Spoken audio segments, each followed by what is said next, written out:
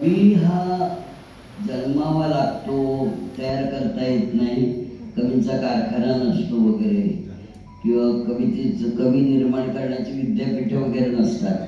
आता इथे बरेच कलाकार आहेत ज्यांना बक्षिसं मिळाली, गाणं तुम्ही गाता, तर ते काय शिकायलाच पाहिजे. मी शिकलो नाही गाणं ना म्हणून बरा गातो असं जाता. हो, तुम्हाला सांगतो, अहो ते शिकवणारे जे असतात ना पेटी वगैरे घेऊन, हां, तर खरंच आहे. मी गेलो एकदा क्लासला, म्हणजे काय तर ते कसं सा रे ग म प असं असं शिकवतात. ते का उड्या मारायच्या, त्याच्यामध्ये मींड असते. मींड सा रे ग म प एकाला जोडून आलं पाहिजे ना. सा रे ग म असं नाही शिकवत.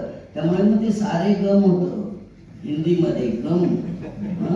तसं नसतं. तसं कवी जन्माला लागतोय खरं आहे, पण ते कळायला पाहिजे त्याला स्वतःला की आपल्यामध्ये काय आहे. लक्षात घ्या, प्रत्येक माणसाला ना हे कळलं पाहिजे की आपल्यात काय आहे आणि काय नाही आहे.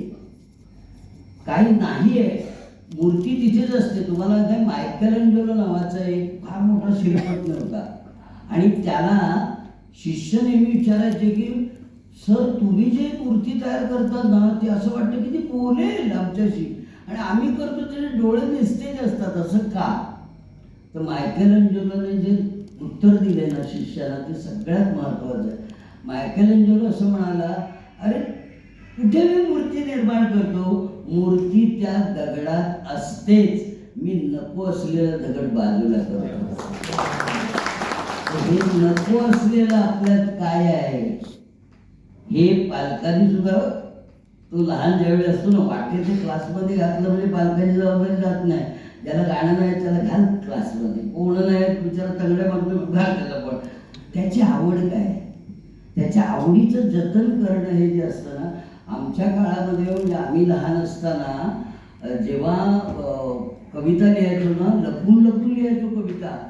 कारण ना एकदा कविता लिहिलं म्हणजे फुकट गेला, किंवा नाटकात काम केलं म्हणजे फुकट गेलं, कलेमध्ये गेला की हा फुकट गेला, असं आमच्या वेळी होतं सगळं. म्हणून तुला माहिती असेल हे सगळं. तर तसं होतं. त्यामुळे मी लपून लपून लपून कविता करायचो. आणि जेवढं तुम्ही लपून लपून जपून जपून कराल ना, ती तुमची कला आहे. आणि हे तुमचं तुम्हाला कळतं ज्यावेळी तुकाराम महाराजांचा अभंग आहे ना, तुका म्हणे होय मनाशी संवाद, आपुलाची वाद आपणाशी, ही कवितेची व्याख्या आहे. जेव्हा तुम्हीच तुमच्या मनाशी संवाद करता, त्यावेळी तुम्हाला कळतं की तुम्ही कोण आहात. तुमच्यामधलं विपश्यनेला लोक का बाहेर जातात मला कळत नाही. विपश्यना हे शब्दातच सगळं आहे. पश्य म्हणजे पाहणे, संस्कृत धातू आहे.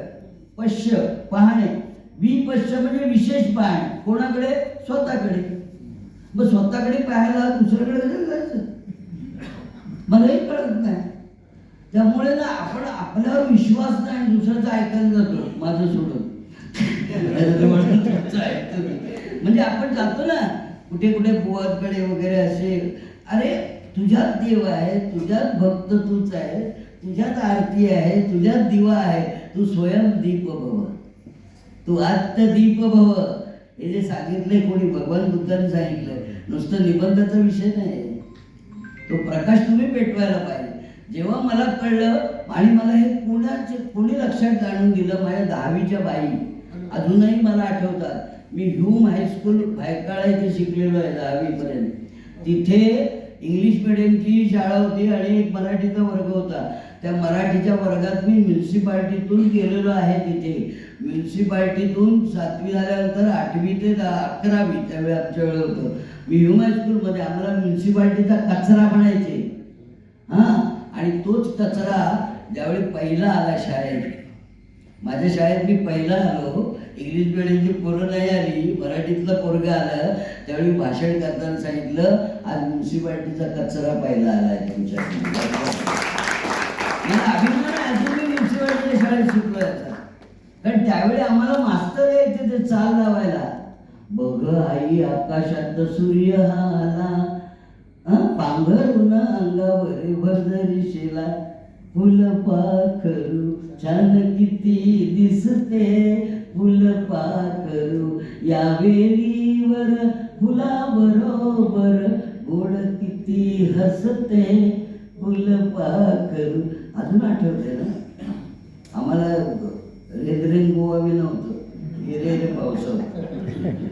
तर हे का आठवतं? कारण ते संस्कार आणि एवढा नाद आणि ताल आहे ना तुमच्यात असतो.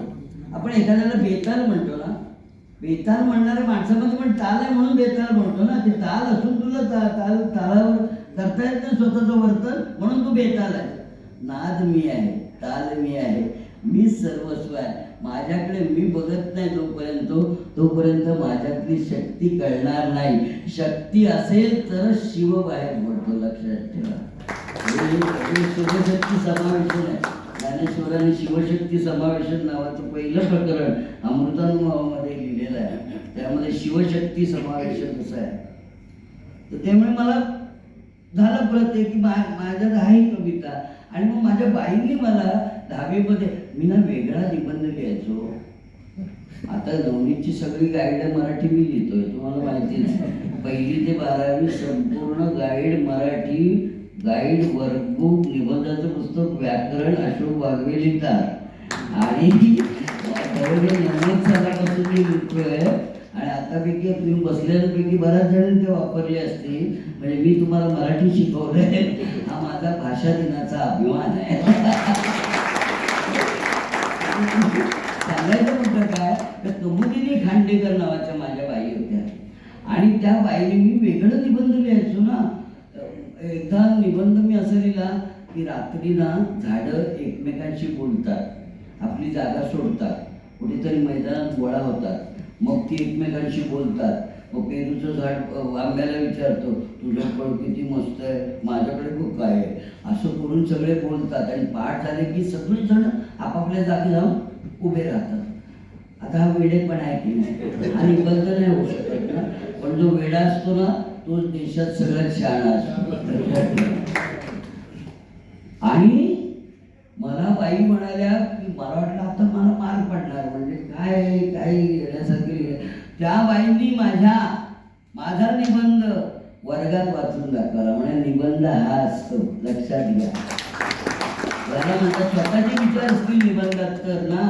कारण मी ज्यावेळी श्रावण मास नावाचा निबंध प्रत्येक जणाने इथे बसलेल्या शाळेमध्ये लिहिलेला आहे.